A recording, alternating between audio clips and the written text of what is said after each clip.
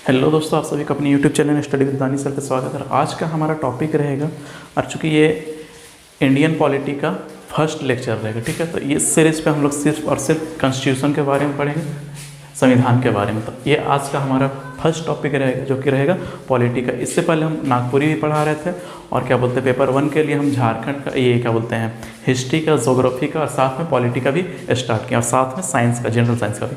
तो आज ये हमारा पॉलिटी का फर्स्ट लेक्चर रहेगा। तो आइए हम लोग समझते हैं पॉलिटी के बारे में, ठीक है। तो पॉलिटी में हम लोग को 3 टॉपिक पढ़ना है। एक को हम लोग बोलते हैं इंडियन कॉन्स्टिट्यूशन, एक को बोलते हैं इंडियन पेनल कोड, एक को बोलते हैं कोड ऑफ क्रिमिनल प्रोसीड्यूर, जिसको हम लोग 1973 है। तो फर्स्ट है हम लोग का भारतीय संविधान। इसमें हम लोग को देश, राज्य और शासन के बारे में समझना है। इसमें हम लोग का भाग 22 है, अनुच्छेद है, तो ये अभी हम इसको बतलाएंगे। तो सबसे पहले हम लोग इसका ब्रीफ में समझते हैं। फर्स्ट है इंडियन कॉन्स्टिट्यूशन का, जिसको हम लोग भारतीय संविधान बोलते हैं, जिसमें हम लोग को पढ़ना है देश, राज्य में क्रिमिनल को कैसे क्या करना, इसमें हम लोग समझेंगे सिर्फ और सिर्फ देश और राज्य के बारे में। उसके बाद अगर कोई गलती करता है देश और राज्य में, तो उसको फिर पुलिस कैसे पिटेगा, लथियाएगा, उसका काम हम लोग किस में पढ़ेंगे, इंडियन पेनल कोड पे, जिसको हम लोग बोलते हैं आईपीसी पुलिस, ठीक है। इंडियन पेनल कोड, जिसको हम लोग बोलते हैं आईपीसी 1860 बोलते हैं, या फिर इंडियन पेनल कोड बोलते हैं। उसके बाद फिर एक आता है हम लोग का कोड ऑफ क्रिमिनल प्रोसीड्यूर, जो कि 1973 का है। इसको हम लोग एविडेंस एक्ट में पढ़ना है इसमें, जो कि 1872 है। इसको CRPC भी बोलते हैं, जो कि कोर्ट का है। इसमें हम लोग पढ़ना है सेक्शन, जो कि धारा है, और जिसमें जज फैसला देगा। फिर से एक बार हम इसको समझाते हैं कि इंडियन कॉन्स्टिट्यूशन में हम लोग को भाग 22 पढ़ना है। जैसे कोई बुक है, ठीक है, जैसे एक चैप्टर, जैसे अगर हम लोग समझे इसको, एक बुक है, तो इसमें कितना, तो इसका अंदर जैसे इंडेक्स रहता है, तो उसमें इंडेक्स 22 है, ठीक है। और उसका अंदर में जो चैप्टर वो कितना है, अनुच्छेद कितना है, 395। अब अगर इसको हम लोग सिर्फ मोटा मोटी समझे, तब अगर हम लोग इसमें सेक्शन में अगर इसको कैटेगराइज करें तो फिर ज़्यादा हो जाएगा, ठीक है। तो ये हम लोग का 395। तो फर्स्ट क्वेश्चन यहाँ से बनता है कि इंडियन कॉन्स्टिट्यूशन में भाग कितना है, तो 22 है, और इसका अनुच्छेद कितना है, या फिर आर्ट कितना है, या फिर आर्टिकल कितना, 395, ठीक है। फिर आता है हम लोग इंडियन पेनल कोड। तो इसमें क्या है, आईपीसी का जो कि पुलिस का करता है, इस पर कोई भी मुजरिम को लेकर के उसको ठोक ठठैया का काम, अर्थात लथियाने का काम कौन करता है, इंडियन पेनल कोड पे काम करता है। और उसके बाद फिर यहाँ से इसको घसीट के लेके जाने के बाद फिर इसका क्या बोलते हैं, जज साहब फैसला देते हैं। आप लोग सुने भी होंगे आईपीसी धारा, इसके तहत इतना दिन का सज़ा मिल रहा है, या फिर ये CRPC धारा के तहत कोर्ट जो सज़ा सुनाता है, तो ये उस पर पढ़ेंगे। तो आज सिर्फ हम लोग इसके बारे में समझेंगे। तो इसका ही अभी हम लोग को लगभग बहुत सारे क्या बोलते हैं टॉपिक्स पढ़ना है। तो पहले हम लोग इसको कंप्लीट करेंगे, फिर इसको समझेंगे। तो आइए समझते हैं। सबसे पहले हम लोग इंडियन ये कॉन्स्टिट्यूशन, तो इसका हम लोग देखेंगे सबसे पहले भाग में। तो भाग में भी पहला भाग है। अब फर्स्ट भाग में इसका लगभग इसका फर्स्ट भाग में हम लोग का है अनुच्छेद 1 से लेकर के कितना है, अनुच्छेद 4 तक। तो फर्स्ट भाग में इसमें दिया हुआ है 1 से लेकर के 4 तक। अब इसमें हम लोग समझते हैं फर्स्ट भाग में आखिर दिया क्या है, the union and it's territory, अर्थात यूनियन और टेरिटरी। तो पहले जो था इंडियन कॉन्स्टिट्यूशन में वो इंग्लिश में था, इस देश का डिफिनेशन भी था इंग्लिश में, तो the union and it's territory. तो अगर इसका हम लोग ट्रांसलेट करें तो क्या हो जाता है, संघ एवं उसका राज्य क्षेत्र। तो ये किस में आता है हम लोग का, संघ एवं उसका राज्य क्षेत्र किस अनुच्छेद, ये क्या बोलते हैं संविधान के किस भाग में दिया गया है, संघ एवं उसके राज्य क्षेत्र के बारे में। तो भाग किस में दिया गया है, 1 के बारे में। ये भाग 1 में दिया गया किसके बारे में, संघ और उसका राज्य क्षेत्र के बारे में। उसके बाद फिर हम लोग समझेंगे अनुच्छेद 1 से लेकर के 4 तक। तो आज हम लोग सिर्फ और सिर्फ इसको कंप्लीट करेंगे, अनुच्छेद 1 से लेकर के 4 तक। तो इस स्लाइड का आप लोग स्क्रीनशॉट लीजिए, फिर हम लोग समझते हैं अनुच्छेद 1 के बारे में। अब हम लोग इस पर नेक्स्ट स्लाइड पे समझेंगे अनुच्छेद 1 अर्थात आर्टिकल 1 के बारे में। आर्टिकल 1 में आखिर है तो है क्या। फर्स्ट है इसमें, अब इसको 3 पार्ट में खंडित किया गया। फर्स्ट है भारत राज्यों का क्या है, संघ है। अब संघ भी 3 टाइप का होता है, तो पहले हम लोग उसको समझेंगे। भारत जो है राज्यों का क्या है, संघ है। तो पहले हम लोग इसी टॉपिक को क्लियर करते हैं, अर्थात यूनियन है। जैसे कॉन्फेडरल हम लोग बोलते हैं परिसंघ को, किसको बोलते हैं, परिसंघ को, ठीक है। ये तो संघ है, लेकिन ये क्या है, परिसंघ। परिसंघ होता है, एक होता है फेडरल, होता है यूनियन। कॉन्फेडरल, फेडरल, यूनियन, परिसंघ, संघ और संघ, अर्थात यहाँ संघ संघ सेम है, तो इसको समझते हैं। कॉन्फेडरल किससे वो कहा जाता है, जब छोटे छोटे राज्य मिलकर अपनी थोड़ी थोड़ी शक्तियाँ देकर देश का क्या करती है, निर्माण करती है, तो उसे परिसंघ कहते हैं। ये आसानी से बिखर सकते हैं, अर्थात अलग हो सकता है। कॉन्फेडरल जो होता है क्या करता है अपना ये बहुत सारे राज्य क्या करते हैं आपस में मिल करके ये अपना जितना भी थोड़ी थोड़ी शक्तियाँ होती है उसको क्या करते हैं दे करके एक एकजुटता के साथ क्या करते हैं एक देश बनाते हैं, अर्थात थोड़ा सा ये क्या हो सकता है आसानी से वहाँ से निकल सकता है, बाहर निकल सकता है। फेडरल क्या होता है, फेडरल भी इसी के जैसा होता है, ये भी परिसंघ की तरह है और इसका राज्य जो है अलग हो सकता है। जैसे अमेरिका, अमेरिका क्या करता है, अमेरिका में लगभग 50 किस्म का क्या है झंडा है, अर्थात वहाँ अलग अलग है। इंडिया में है क्या वैसा नहीं है, इंडिया में सिर्फ एक झंडा है तिरंगा, लेकिन अमेरिका जो है लगभग 50 टाइप का उसका क्या है फ्लैग है। अब समझते हैं यूनियन, यूनियन किससे कहते हैं संघ को, अर्थात कभी कभी क्या होता है पूछ देता है कि ये इंडिया जो है फेडरल के अंतर्गत आता है या फिर यूनियन, तो किसके अंतर्गत आता है यूनियन, लेकिन अगर दे देगा संघ तो यहाँ पर संघ में बहुत ज़्यादा इंस्टूडेंट फंस सकता है क्योंकि यहाँ पर फेडरल भी है और यहाँ पर यूनियन, दोनों का हिंदी मीनिंग सेम है। इसलिए हिंदी मीडियम वालों को दिक्कत हो सकता है कि परिसंघ ये फेडरल और यूनियन में डिफरेंस, तो अगर ऐसा क्वेश्चन रहे तो इसको हम लोग क्या कर सकते हैं इंग्लिश का देख करके बना सकते हैं। अब यहाँ क्या है, यह बहुत ही मजबूती से जुड़ा होता है। जैसे इंडिया, इंडिया जो क्या चाहिए इसका हर एक राज्य हर एक स्टेट जो है इसका एकजुटता में रहता है, इसको हम लोग बोलते हैं एकता में अखंडता। इसलिए इंडिया का जो कॉन्स्टिट्यूशन है बहुत ही पावरफुल है। पहले जो था जम्मू कश्मीर का एक अलग झंडा था, ठीक है, अब वो तो ना राज्य रहा ना तो वो तो राज्य से भी क्या हो गया हट गया, तो उसको तब केंद्र शासित प्रदेश बना दिया है, किसको जम्मू और कश्मीर को, बहुत ज़्यादा उछल रहा था। तो आइए समझते इसको फिर से। तो भारत जो है कैसा है राज्यों का संघ है। अब यहाँ पर फेडरल ये कॉन्फेडरल फेडरल और यूनियन को अगर नहीं समझ में आए तो अगर हम लोग नॉर्मल समझे, जैसे मान लीजिए ईंट है, तो अगर ईंट को अगर नॉर्मली रखा हुआ है कहीं पर तो उसको हम लोग बोल सकते हैं परिसंघ। तो हम लोग चाहें तो वहाँ से अलग से हट सकते हैं, ईंटा को वहाँ से हटा सकते हैं। फेडरल जो होता है क्या होता है एक लय में सरियाया हुआ है, लेकिन यहाँ से भी हट सकता है। और जो ये होता है यूनियन, यूनियन को अगर हम लोग पूरा ये क्या बोलते हैं जैसे ये दीवार है पूरा इसको प्लस्तर कर देती, इस टाइप से क्या चाहिए यूनियन, इसको हटाने के लिए पूरा को तोड़ना पड़ेगा। तो कौन है परिसंघ का, तो सबसे अच्छा कौन है ये क्या बोलते हैं इंडिया का। तो यही दिया हुआ कि भारत जो है राज्यों का क्या है यूनियन अर्थात संघ है। दूसरा है राज्यों को पहली अनुसूची में रखा गया है। तो फिर दूसरा खंड में दिया गया है किसको जो है कि राज्य को जो है पहली अनुसूची में क्या किया गया है रखा गया। अगर कोई बोल देगा कि हम आपके फैमिली का हैं तो उसका कुछ ना कुछ क्राइटेरिया हो कि किसका बेटा है किसका ये है किसका, तो उसी टाइप से है क्या चीज़ राज्यों को भी क्या किया गया है अनुसूची 1 में रखा गया है। तो ये अब अनुसूची में भी उसका 3 प्रकार में बांट दिया गया है। जैसे 3 प्रकार के क्षेत्र है, पहला एक है स्टेट, जो बड़ा बड़ा इलाका था उसको स्टेट बना दिया, यूनियन टेरिटरी बना दिया जो कि 8 है, और अर्जित जो कि बाहर से हम लोग क्या करते हैं उसको अपने अंदर मिश्रित कर सकते हैं। तो ये है हम लोग का वर्तमान। तो ये था हम लोग का स्टेट, यूनियन टेरिटरी और अर्जित जो कि वर्तमान का है। तो ये था हम लोग का अनुच्छेद 1 जिसमें क्या चीज़ दिया है भारत राज्यों का क्या है संघ है। दूसरा है राज्यों को पहली अनुसूची में रखा गया है, ये तो एक्स्ट्रा चीज़ था, इसको समझाने के लिए हम लिखे थे यहाँ नीचे। तीसरा है 3 प्रकार के क्षेत्र, तो मोटा मोटी यहाँ पर कितना खंड है 3 खंड। पहला है भारत राज्यों का संघ है, राज्यों को पहली अनुसूची में रखा गया है। तीसरा क्या है 3 प्रकार के क्षेत्र, एक है स्टेट, एक है यूनियन टेरिटरी और एक है अर्जित। यूनियन टेरिटरी के अंतर्गत कितना आता है 8 आता है, और स्टेट के अंतर्गत कितना आता है 28, और अभी अर्जित कितना 0 है। तो ये हम लोग का वर्तमान का डेटा। तो ये था हम लोग का आर्टिकल 1। तो आप लोग इसका स्क्रीनशॉट लीजिए, फिर हम लोग समझेंगे आर्टिकल 2 के बारे में अर्थात अनुच्छेद 2 के बारे में। अब हम लोग नेक्स्ट स्लाइड में समझेंगे आर्ट 2 और या फिर अनुच्छेद 2।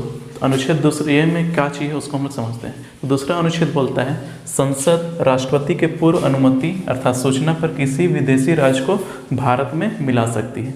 अर्थात संसद जो है राष्ट्रपति से पूर्व अनुमति अर्थात राष्ट्रपति से पहले ही क्या करता है पूछ लेता है कि हम क्या कर सकते हैं दूसरा देश को अर्थात विदेशी देश को अपने अंदर मिश्रित कर सकते हैं। जैसे 16 मई 1975 को सिक्किम को क्या किया अपने अंडर, पहले सिक्किम क्या था विदेशी था, सिक्किम जो देश था वो क्या था विदेशी था पहले। तो इसे क्या किया गया इंडिया पे 16 मई 1975 में क्या किया इसको अपने अंदर बनाया गया। जैसे 35वां संशोधन में 1974 में सिक्किम क्या था सह राज्य बना। अगर हम किसी भी देश को या फिर किसी को अपने अंडर क्या करना चाहिए अधीन करना चाहिए, क्योंकि क्या करता था चाइना वाला इसे क्या करता था परेशान करता था। जैसे तिब्बत को क्या करता था अपने अंडर ले ले, तो इसको भी लेना चाहता था। चूँकि इंडिया का आप लोग देखे होंगे इंडिया का नक्शा जो इस टाइप से बनता है, तो यहाँ पर ये आसपास पे सिक्किम है छोटा सा, तो इसको तिब्बत के साथ साथ इसको भी मिला लेता। तो इसलिए इन लोग क्या किया कि हम लोग इंडिया के साथ मिल जाएंगे सिक्किम वाला बोलो। तो यहाँ पर 35वां संशोधन में इंडिया बोला कि ठीक तुम मेरा क्या बन जाओ, सहराज। सहराज का मतलब होता है तुम पहले यहाँ का हाल चाल के बारे में समझो। तो सहराज बनाया कब, 1974 में। ये 2M इसका बतलाया गया अनुच्छेद में। तो फिर है 36वां जब संशोधन हुआ तो उसके बाद फिर क्या किया गया, 1975 में 36वां संशोधन में इसको सिक्किम का 22वां राज्य बनाया गया। किसे बनाया गया, सिक्किम को 22वां राज्य, किसका, भारत का। तो ये था हम लोग का अनुच्छेद 2। ये बोलता है कि संसद जो है राष्ट्रपति से पूर्व अनुमति लेकर के क्या कर सकता है, किसी भी अन्य देश को अर्थात विदेशी देशों को अपने अंदर मिला सकता है, अर्थात अर्जित कर सकता है। फिर आता है हमारा ये अनुच्छेद 3 या फिर आर्टिकल 3। इसमें बोलता है संसद जो है राष्ट्रपति के पूर्व अनुमति अर्थात सूचना से भारत के किसी भी राज्य का नाम, पहले तो इसमें क्या था कि किसी का देश को अपने अंदर लेगा, और इसमें क्या करता है अपना देश का अंदर नामकरण, सीमा, क्षेत्र में परिवर्तन कर सकती है, अर्थात नाम चेंज कर सकता है, किसी का बंटवारा कर सकता है, किसी का ज़मीन को बांट सकता है, अर्थात किसी स्टेट को दूसरा स्टेट से अलग कर सकता है, किसी स्टेट का नेम तक चेंज कर सकता है, जैसे हैदराबाद हो गया, तेलंगाना, इस टाइप से चेंज कर सकते हैं। इलाहाबाद का प्रयागराज कर दिया, ये भी क्या था, तो इसके अंतर्गत आता है। जैसे MP जो था ये छत्तीसगढ़ जो था पहले किस में था, MP में, मध्य प्रदेश था। अब उससे अलग होकर के कब, तो 1 नवंबर 2000, तो ये भी जीके का क्वेश्चन है। 1 नवंबर 2000 को छत्तीसगढ़ किससे अलग हुआ था, MP से। फिर UP से कौन अलग हुआ था, उत्तराखंड, 9 नवंबर 2000 को। फिर उसके बाद जो बिहार से हम लोग का जो झारखंड है, झारखंड जो है बिहार से कब अलग हुआ, 15 नवंबर 2000, बिरसा मुंडा का जन्म दिवस के रूप में इसको ये दिया गया था झारखंड को। अब जम्मू और कश्मीर जो है ना है अब देश बना ना राज्य बना, क्योंकि ये बहुत ही साइड इलाका था, यहाँ पर बहुत ज़्यादा आतंकवादी हमला होता था, इसलिए इसको क्या कर दिया, केंद्र शासित प्रदेश के अंतर्गत इसको रख दिया। अब इसको क्यों रखा उसको हम लोग आगे समझेंगे। तो ये था हम लोग का आर्टिकल 2 में बोलता है किसी देश को अपने अंदर ले लो, और ये आर्टिकल 3 बोलता है कि किसी को भी ये क्या बोलते हैं, राज्य को नाम चेंज कर सकते हैं हम लोग, उसका सीमा क्षेत्र बढ़ा सकते हैं, घटा सकते हैं, और उसका क्षेत्र को हम लोग किसी दूसरे देश में मिला सकते हैं। लेकिन ये सिर्फ और सिर्फ कहाँ कर सकता था, सिर्फ और सिर्फ इंडिया का ही, मतलब इंडिया का नक्शा भी कर सकता था, मतलब इंडिया में ही कर सकता था, दूसरा किसी का देश में नहीं कर सकता था। सिर्फ कौन, ये वाला। लेकिन ये वाला क्या कर सकता है, दूसरा देश को मिला सकता है। जैसे अगर पाकिस्तान वाले हम इससे मिलना चाहते तो उसको ही मिला सकता है, चाइना बोले तो उसको ही मिला सकता है। लेकिन ये सिर्फ और सिर्फ किस पे है, विदेशी देश को अपने अंदर अर्जित कर सकता है। लेकिन अर्जित करने के बाद उसका नामकरण, चेंजिंग का काम कौन करता है, अनुच्छेद 3। तो ये था हम लोग का अनुच्छेद 1, ये 2 और 3। इसके बाद फिर हम लोग समझेंगे थोड़ा सा रेड क्लिफ के बारे में, उसके बाद फिर अनुच्छेद 4 समझेंगे। तो इसका आप लोग स्क्रीनशॉट लीजिए। अब नेक्स्ट स्लाइड में हम लोग समझेंगे रेड क्लिफ आखिर है क्या, बहुत को इसको रेड क्लिफ क्यों बोलता है, इसका नाम समझते हैं। तो ये क्या था, एक ब्रिटिश था, कौन, ये साइरल रेडक्लिफ, जो कि क्या किया था, पाकिस्तान और बांग्लादेश को क्या किया, नक्शा बिछा लिया, और उसको क्या किया, जहाँ जहाँ पर पुलिस का बैरक था उसके हिसाब से क्या किया, वहाँ से रस्सी बांध करके लाइनिंग दे दिया, और क्या किया, पाकिस्तान को बंटवारा कर दिया और बांग्लादेश को क्या किया, ये हिंदुस्तान से अलग कर दिया। तो यही किया था कौन, नक्शा में कौन किया था, रेडक्लिफ क्या किया था, बंटवारा किया था। अब इसका बंटवारा करने की वजह से क्या हुआ, जैसे मान लीजिए एक पार्ट है ये, अब क्या किया, यहाँ से ये बांट दिया। तो अगर मान लीजिए किसी का ज़मीन यहाँ बीच में था, तो इसका आधा पार्ट उधर चल गया, आधा पार्ट इधर। तो उसी टाइप से हुआ क्या चीज़, बेरूबरे एक जगह है बांग्लादेश में, तो वहाँ पर क्या हुआ, वहाँ का कुछ इलाका का आदमी का क्या हुआ, कुछ पार्ट वहाँ, तो वहाँ पर का आदमी लोग का क्या हुआ, वहाँ पर जैसे इंडिया का कुछ आदमी था तो वहाँ पर तो यहाँ पर का आदमी को क्या हुआ, ये इधर वाला में, इंडिया वाला में रह गया हिंदू, ये मुस्लिम, और उधर वाला में चल गया हिंदू। तो यही दोनों का करना चाहता था, यहाँ ये एक्सचेंजेज करना चाहता था, यही था बेरूबरे। तो इसको नेहरू जी जो थे 1960 में यही काम को करना चाह रहे थे, लेकिन उसका क्या किया था, आदमी लोग उस टाइम विरोध किया था। और वही काम, सेम काम अभी हम लोग का PM किए 60 साल बाद, लेकिन अभी कोई इसका विरोध नहीं किया। तो ये क्या होता है, टाइम का, आदमी का सोचने का कैपेसिटी के अकॉर्डिंग क्या हुआ, वो नहीं हो पाया था। तो वही काम हुआ, लेकिन कितना साल बाद, 60 साल। तो ये था हम लोग का बेरूबरे का। तो ये कब था, 1960 में हुआ था। तो ये इससे करना कौन चाह रहे थे, नेहरू जी, लेकिन किए कौन 60 साल बाद, ये नरेंद्र मोदी। अब ये हम लोग का ये वाला क्वेश्चन पूछता है रेड क्लिफ, तो रेड क्लिफ पे किसका किसका बंटवारा होगा, पाकिस्तान और बांग्लादेश। तो ये था हम लोग का रेड क्लिफ और बेरूबरे। अब हम लोग समझेंगे अनुच्छेद 4 के बारे में, अर्थात आर्टिकल 4 के बारे में, आखिर है तो ये क्या चीज़।